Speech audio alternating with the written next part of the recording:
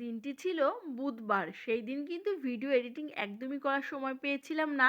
আর এখন যেহেতু সবারই পরীক্ষা প্রায় হয়ে গেছে, আর এই জন্য কিন্তু কুচোকাচে মানে আমাদের বাড়িতে এসেছিল বেড়াতে।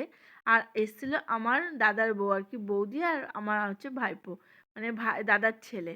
আর রান্না হয়েছিল কিন্তু সেই দিন এটা করেছিলাম তেল বেগুন, আর করেছিলাম কাটা মাছ, আর করেছিলাম পাবদা মাছ। আর সাথে হয়েছিল মুসুরির ডাল, আর গরম গরম ডিমের অমলেট আর মাছের তেল দিয়ে কিন্তু সেদিনটা সকাল সেরে নিয়েছিলাম। তারপরে কিন্তু স্নান পুজো করে রান্না করে নিয়েছিলাম আমি এই মাছগুলোকে। মাছগুলো রান্না করেছিলাম কিন্তু কিন্তু খুব যে ভিডিও তোমাদের সাথে সঙ্গে সঙ্গে দেব একদমই সময় পাইনি। আর গরম গরম ডাল দিয়ে আর ডিমের অমলেট দিয়ে গরম ভাতে শীতকালের দিনে খেতে কিন্তু খুবই ভালো লাগে। আর সাথে হয়েছিল মাছের ডিম, বেশ অনেকটাই ছিল। মাছের ডিম ভাজা করেছিলাম। আর ওই কাটা মাছটাকে করেছিলাম আলু দিয়ে বেগুন দিয়ে, আর এটা করেছিলাম পাবদা মাছটা সর্ষে দিয়ে আর পোস্ত দিয়ে। আর লাস্টে একটু ধনেপাতা ছিটিয়ে দিয়েছিলাম।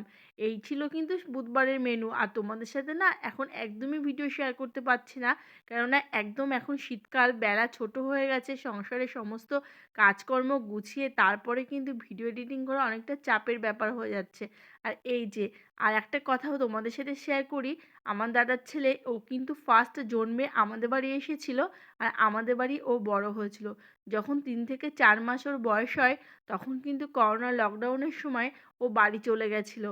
আর অনেক দিন বাদে মাঝখানে একবার এসেছিলো, আবারও 2 বছর পরে আমাদের বাড়ি বেড়াতে এলো। এখনও ওয়ানে পড়ে। আর ও আমাকে খুব ভালোবাসে, পিপি বাড়ি আসার জন্য খুব পাগল। যেহেতু আমাদের অনেকগুলো পাখি আছে, অ্যাকোরিয়াম আছে, আর ছোটো ছোটো দাদারা আছে, ওদের সাথে খেলতে এত ভালোবাসে।